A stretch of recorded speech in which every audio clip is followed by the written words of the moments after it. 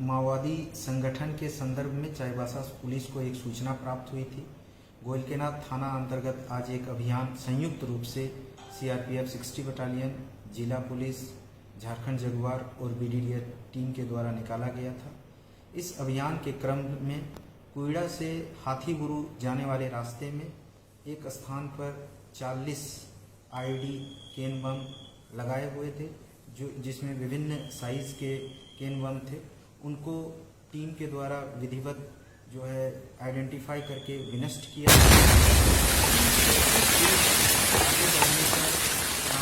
नामक एक स्थान पर भी 24 आईडी केन बम लगाए हुए थे।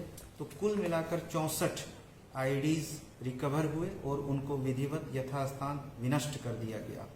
सुरक्षा बलों को क्षति पहुंचाने के दृष्टिकोण से यह कार्रवाई माओवादियों के द्वारा आईडी को लगाने की गई थी, लेकिन सुरक्षा बलों ने अपनी आसूचना के आधार पर एक बहुत बड़ी घटना को घटित होने से पहले ही उन्होंने रोक लिया और ये कार्रवाई अभियान की कार्रवाई लगातार जारी रहेगी। सांडीबुरु में जब यह आईडी को विनष्ट करने की कार्रवाई सर्च अभियान चल रहा था तो उसी समय माओवादियों के द्वारा सुरक्षा बलों के ऊपर फायर आया था। तो सुरक्षा बलों ने जवाबी कार्रवाई में इसका जवाब फायरिंग के रूप में दिया है।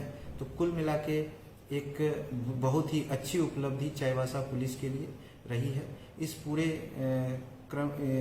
सर्च अभियान के दौरान आईजी ऑपरेशन झारखंड रांची का बहुत ही महत्वपूर्ण सहयोग और दिशा निर्देश हम लोग को मिलता रहा। इस संदर्भ में गोयलकेरा थाना में विभिन्न धाराओं में सुसंगत धाराओं में प्राथमिकी दर्ज कर अनुसंधान प्रारंभ किया गया है। आपूर्ति विभाग का फर्जी अधिकारी बन गरीब लोगों को राशन कार्ड बनाने के नाम पर ठगी करने वाले दो युवकों को हरला थाना पुलिस ने लोगों की शिकायत के बाद गिरफ्तार किया है। गिरफ्तार युवक के पास से राशन कार्ड अप्लाई का फॉर्म समेत अन्य कागजात भी जब्त किया गया है। इस मामले में 50 अंचलाधिकारी और हरला थाना प्रभारी मामले की जांच में जुट गए हैं और जानकारी के मुताबिक 50 प्रखंड के कांड्रा गांव का रहने वाला युवक दिलीप कुमार सेक्टर 9 के बसंती मोड़ पर स्थित बड़ा खटाल में लोगों को राशन कार्ड बनवाने के नाम पर 650 से 700 की उगाही कर रहा था।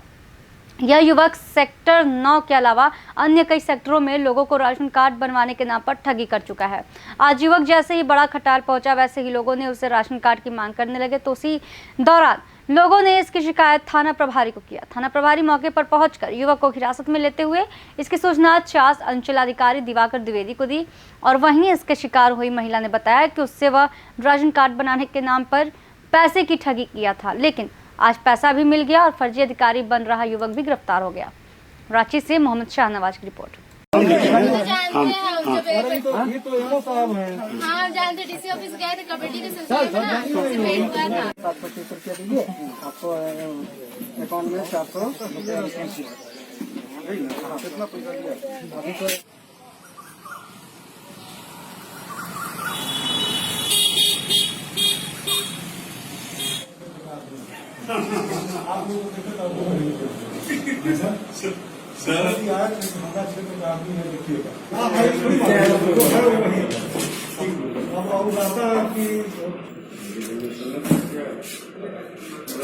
अब क्या था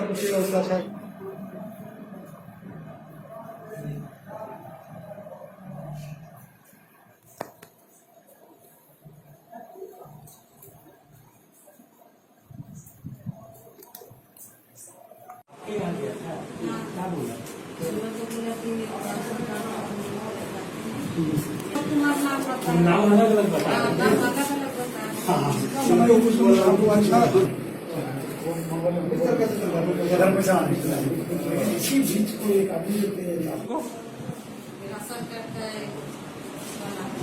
कितना पैसा मांगता था?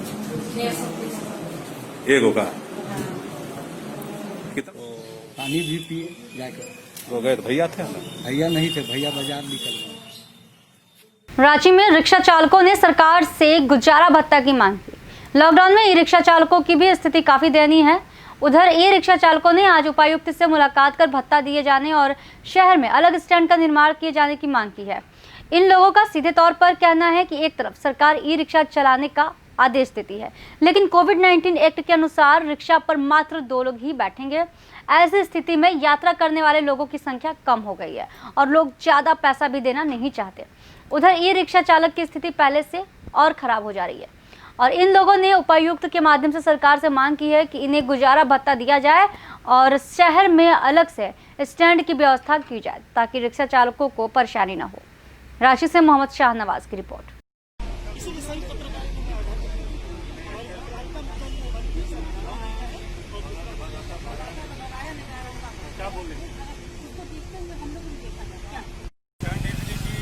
टेम्पो वाले लोग सब जहाँ अलग आते हैं वहाँ से भगाया जाता है। हमारा ई रिक्शा ठहराव और दूसरा भत्ता, यही मुद्दा किसी बाइक से मिलने आए।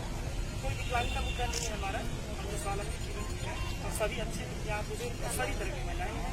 सभी जमशेदपुर महानगर कदमा निवासी पिछले 3 वर्षों से ई रिक्शा चालकों के लिए संगठन का विस्तार कर रहा हूँ, क्योंकि हमारा कोई ठहराव नहीं है जिसको स्टैंड कहते हैं। दूसरा मुद्दा अभी इस लॉकडाउन की जो महामारी है, इस अवधि में छूट में हमें इसका कोई लाभ नहीं मिल रहा है। हमारी जो ई रिक्शा भाई बहनें हैं, बुजुर्ग हैं, सभी को अभी अपनी जिंदगी को गुजर बसर करने के लिए बहुत दिक्कतें आ रही हैं। जैसे किसी को किराया देना हो या अपना रोजमर्रा जिंदगी गुजारने के लिए जो राशन होना चाहिए अपनी जिंदगी को रोजी रोटी के लिए, बहुत दिक्कत हो रही है। जैसे अभी गाड़ी इस लॉकडाउन में पैसेंजर मिल नहीं रही है, तो ठहराव भी नहीं है, चूंकि हमारा स्टैंड नहीं है। तो स्टैंड हमारा पहला मुद्दा हुआ। दूसरा मुद्दा हुआ कि हमारी जो रोजगार नहीं रही है, बिल्कुल शून्य के बराबर हो गई है आई। तो इस अवधि में हमें कुछ भत्ता दिया जाए। उपायुक्त जी से इस 2 मुद्दों में मिलने हम सभी रिक्शा भाई आए हैं। मैं इनके सभी ई रिक्शा चालक का अध्यक्ष जमशेदपुर महानगर से अरुण कुमार गुप्ता ये आह्वान करता हूँ कि हमारी उपायुक्त महोदय जी हमें सहायता प्रदान करें।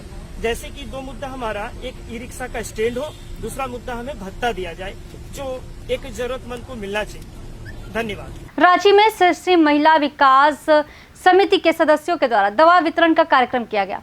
कोरोना वायरस पर जीत हासिल करने को लेकर भले ही अंग्रेजी दवा का आविष्कार होने में अभी समय लगेगा, लेकिन मनुष्य के शरीर में रोग प्रतिरोधक क्षमता बढ़ाने को लेकर होम्योपैथिक दवा का वितरण किया जा रहा है। सरकार भी अब होम्योपैथिक दवा पर भरोसा कर रही है। वैसे शहर के सामाजिक संस्थाओं ने आज रोग प्रतिरोधक क्षमता बढ़ाने के लिए होम्योपैथिक दवा का वितरण किया। वैसे इस संस्था द्वारा उन बच्चों को यह दवा दिया गया जो कूड़ा और कागजात और कचरा चुनकर अपना जीवन व्यतीत करते हैं, जिसमें बड़े लोग भी शामिल हैं, ताकि कोरोना जैसे वैश्विक महामारी से लड़ा जा सके। रांची से शाह मोहम्मद शाहनवाज की रिपोर्ट।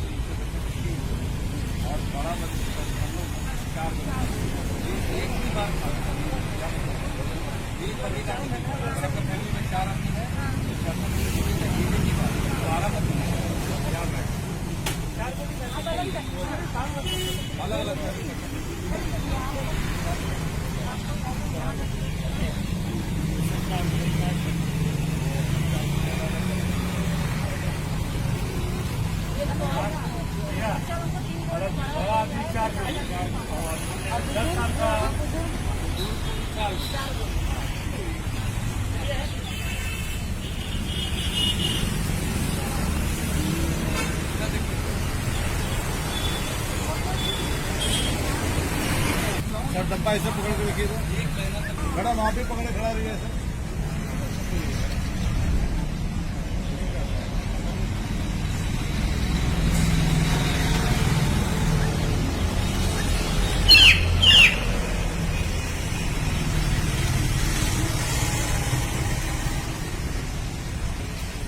महामारी से सभी लोग परेशान है। ये ऐसा दवा है कि छोटे बच्चे जो है 3 गोली खाएंगे और बड़े जो है 4 5 गोली खाते। इसी तरह सुबह शाम खाएंगे और ये महामारी से मुक्त हो जाएगा और ये दवा दोबारा खाने की आवश्यकता नहीं। ये अभी तो हम लोग 50 को बांट चुके हैं और भी आगे हमारा जारी रहेगा कि सभी लोग घर घर में जाके दवा मिल जाए और ये बीमारी से महामारी से सबको मुक्त करे। होम्योपैथी दवा है, एलोपैथी दवा है, और ये दवा मतलब रेणु जी डॉक्टर जो हैं जो प्रतापगढ़ में 2 कुंतल 85 किलो गांजे का पुलिस ने तस्करों से बरामद किया है। पुलिस ने 1,60,000 रुपए नकदी समेत कई सामान तस्करों से बरामद किए हैं। 4 तस्कर अरेस्ट, 4 तस्कर फरार हैं। आपको बता दें कि प्रतापगढ़ में कंधई थाना क्षेत्र के दरछुट में सरकारी अस्पताल के पास मुखबिर की सूचना पर पुलिस ने लगभग 55 लाख की कीमत का गांजा बरामद किया। बीते कई महीनों से कंधई थाना क्षेत्र में नई उम्र के युवक गांजा के आदी होने से उनका जीवन खराब हो रहा था, जो कि क्षेत्र में चर्चा का विषय है। और छोटी छोटी गुमटी में बाजारों में चुपके से गांजा खरीद कर बेचा जा रहा है, लेकिन गांजा बेचने वाले पुलिस की पकड़ से दूर थे। पुलिस अधीक्षक अभिषेक सिंह ने गांजा के मेन सप्लायर को पकड़ने के लिए स्वाट टीम और कंधई थाना की पुलिस को लगाया था। प्रतापगढ़ से हमारे संवाददाता विशाल रावत की रिपोर्ट। में जो है गांजा जो है आपने पकड़ा है, और एक गांव का प्रधान भी जो है गांजे की तस्करी में लिप्त था। क्या है मामला, कितने गिरफ्तार हैं, कितने माल बरामद हुए? यहाँ पर कुछ इस प्रकार की सूचनाएं आ रही थी कि लोकल लेवल पर छोटी छोटी मात्रा पर गांजा कुछ जगहों पर बेचा जा रहा है, जिसकी वजह से जो यंग जनरेशन है वो इससे प्रभावित हो रही है। इस बात को देखते हुए हमने एक स्ट्रैटेजी अपनाई, जिसमें मेन स्रोत जो है गांजे का, वहाँ पर उसको हमने ट्रैक और टैप करने की कोशिश की है। इसमें हमें इस ऑपरेशन को प्लान और एग्जीक्यूट करने में लगभग 1 महीना लगा, परंतु इसमें हमें सक्सेस मिली है और इसमें हमने 285 किलो गांजा रिकवर किया है। इनके पास से 1,60,000 रुपये कैश मिला है। इनके पास से एक सफारी और एक इंडिका गाड़ी मिली है।